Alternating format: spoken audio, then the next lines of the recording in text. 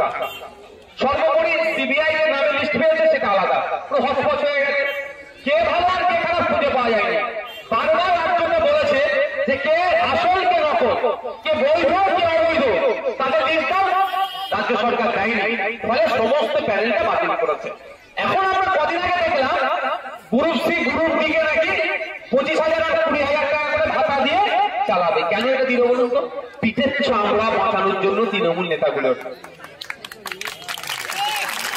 কেন ভাগ করে? সিম্পল, একদম সিম্পল ব্যাপার। আমি যদি দেখুন ভাই, সিস্টেম আমার হাতে আছে। আমি 26,000 কে চাকরি দিয়েছি, কজনকে বৈধ কজনকে অবৈধ আমি জানি না ভাই, তাই তো? আমি যদি এখন যারা অবৈধ তাদেরকে ছেড়ে দিই কি হবে? সে যাবে কোথায়? যাকে টাকা দিয়েছিল 15 লাখ, কম করে টাকা দিয়েছি 10 থেকে 15 লাখ, তাকে যে ধরবে, ভাই ঠিক আছে আমার চাকরি বাতিল হয়েছে, আমার 15 লাখ টাকা ফেরত দাও, তাকে ধরবে। আপনার এলাকার নেতাকে তো, ওই এলাকার নেতা কি সব টাকা নিয়ে নিয়েছে? এই ঘাট ওরা করতে করতে তো কলকাতার ঘাটে গেছে, যে কোনো একটা ঘাটে গেছে। তো এর এটা খুব বেশি হলে 1 লাখ টাকা হয়তো নিয়েছে, 14 লাখ টাকা পাঠিয়ে দিয়েছে। 14 লাখের 14 পয়সা কি ইন্ডিয়াতে আছে? 14 পয়সা নাই। কোথায় গেছে? ইউক্রেন, রাশিয়া, জাপান, জার্মানি, আপনার দুবাই, আবুধাবি, সব টাকা পাঠিয়ে দিয়েছে। ও টাকা কে ফিরে আসবে? তাহলে কাকে ধরবে? যারা তো 15 লাখ টাকা দিয়েছিল আর রাজি বলে পিঠের চামড়া তুলবে, এই যদি আমার বলে দেয় আমি অমুকের হাতে দিয়েছি, তাহলে এক্সপোজ হয়ে যাবে। সেই জন্য একে না মারে, একে না ধরে, ওই কি বলছে আমি 25,000 টাকা 20,000 টাকা করে দেবো। আরে কেন দেবেন? কেন 25,000 20,000 টাকা কতটা আইনের মধ্যে হলো? এক নম্বর কথা।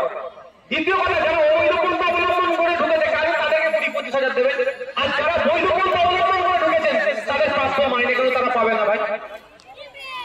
এই যে হজ করার কারণটাই কেন বলুন তো?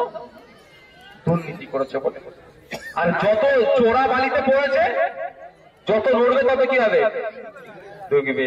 আর এই যারাই ঢুকানোর চেষ্টা করছে আইনের মাধ্যমে, তাদেরকে আটকানোর চেষ্টা করছে। সিনিয়র আইনজীবী বিকাশ রঞ্জন ভট্টাচার্য মহাশয় কিভাবে হুমকি দিচ্ছে সামিয়ানকে, আরো যারা আছেন, আরো যারা বিক্রম বাবু, আপনার সুদীপ্ত বাবু, এদের যারা আছেন, যারা তাদের উপর হুমকি দিচ্ছে। ভাই আমি একটা কথা বুঝি, যদি মনে হয় আমার সাথে অন্যায় হচ্ছে তাহলে আমি কোর্টের দ্বারস্থ হব। আমি উকিলকে কি ধরে টানাটানি করবো? এই না, আমার কথা বলছি। আমাকে যখন জেলে রেখেছিল জানেন তো 42 দিন, আমাকে আটকানোর জন্য কোর্টে কে দাঁড়াচ্ছিল? সরকার পক্ষের উকিল পিপি। তাহলে আমাকে যখন আটকানোর জন্য সরকার পক্ষের পিপি দাঁড়িয়ে আমার নামে একের পর এক অসত্য কথা বলে গেছে, তাহলে আমার কি পিপিকে ধরে টানাটানি করবো আমি? পিপির কাজ তো আমাকে আটকাবে সরকারের কথা শুনে, আমাকে আমার ভালো উকিল দিয়ে ওর কথাকে কাটতে হবে, তাই তো? তো পিপির উপরে রাগ করে আমাকে 42 দিন জেল খাটালো, আমি জেল থেকে বেরিয়ে পিপিকে মারবো নাকি? এটা উচিত হবে? আমার লড়াই করবে কি আমি আরো ভালো উকিল লাগাবো, তাকে তাড়াতাড়ি ভালো হয়। সেটা না করে বলছে বিকাশ বাবু দোষ, বলছে অমুকের দোষ, তমুকের দোষ, ওদেরকে ঘেরাও করো। আরে ভাই ভালো উকিল লাগাও না, তা করছো না, বা যদিও করো কিন্তু কাউকে উকিলকে এ করা মানে বিচার ব্যবস্থার প্রতি আগুন তুলে দেওয়া। তাহলে আপনি বলুন, আপনি এলাকায় কেউ খুন করেছে, পেশাদার খুনি আমি ধরে নিচ্ছি, একটা বড় গ্যাং আছে, বড় গ্যাং আছে, গ্যাংয়ের যে বস তার রাইট হ্যান্ডকে ধরে অ্যারেস্ট করে নিয়েছে। এবার আমার সে কি করেছে, আমাদের কাউকে ফোন করেছে, আমি যদি আমার উকিলকে লাগাই আমাদের দিক থেকে, গ্যাং যদি ফোন করে কে বলে তুই সরে যা, নাহলে আমার রাইট হ্যান্ড যদি কোন রকম ভাবে ডিস্টার্ব করে তোকে উড়িয়ে দেবে, তাহলে করবে তো এরকম করে ভাই, তাহলে বিচার আর পাবে কেউ? ভাই পাবে? তাহলে বিচার পাওয়া তো বন্ধ হয়ে যাবে।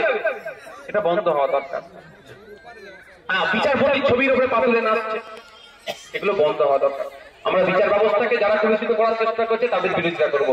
যে বিচারপতি যদি মনে করে কারো হয়ে কিছু বলছে তার আমরা বিরোধিতা করবো, কিন্তু এই ধরনের এইগুলোকে বিচার ব্যবস্থা কোনোদিন মান্যতা দেয়নি। আমি আমার নয়, chief justice of Calcutta high court এই মামলাটাকে গ্রহণ করেছে এবং স্পেশাল বেঞ্চের শুনানি হবে।